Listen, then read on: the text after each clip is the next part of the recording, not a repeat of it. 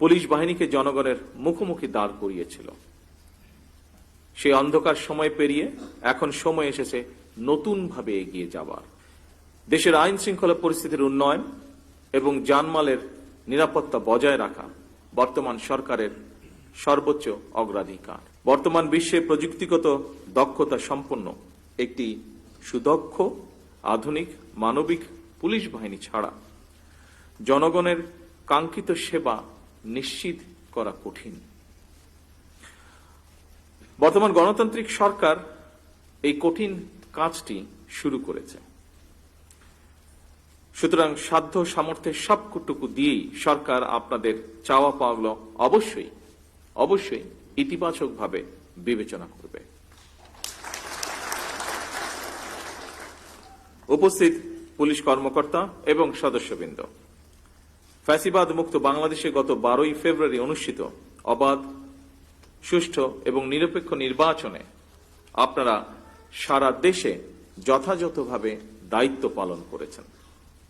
আপনাদেরকে গণতান্ত্রিক আমি জনগণের পক্ষ থেকে আমি জানাই অভিনন্দন।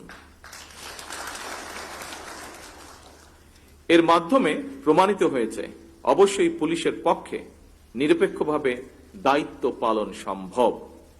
তবে ফ্যাসিবাদী শাসন আমলে দেশের জনগণ ভিন্ন চিত্রও দেখেছে।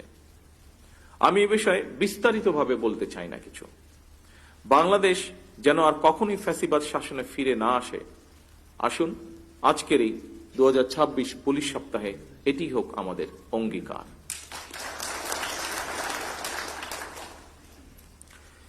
দেশের আইন শৃঙ্খলা পরিস্থিতির উন্নয়ন এবং জানমালের নিরাপত্তা বজায় রাখা বর্তমান সরকারের সর্বোচ্চ অগ্রাধিকার। ফ্যাসিবাদী সরকার নিজেদের হীন দলীয় স্বার্থে পুলিশ বাহিনীকে জনগণের মুখোমুখি দাঁড় করিয়েছিল। সেই অন্ধকার সময় পেরিয়ে এখন সময় এসেছে নতুনভাবে এগিয়ে যাবার। আমি মনে করি জনগণের বিশ্বাস অর্জন এবং সেই বিশ্বাস বজায় রাখাই পুলিশের সামনে বর্তমান বড় একটি চ্যালেঞ্জ। পুলিশের কাজ একটি, দুষ্টের দমন আর শিষ্টের লালন।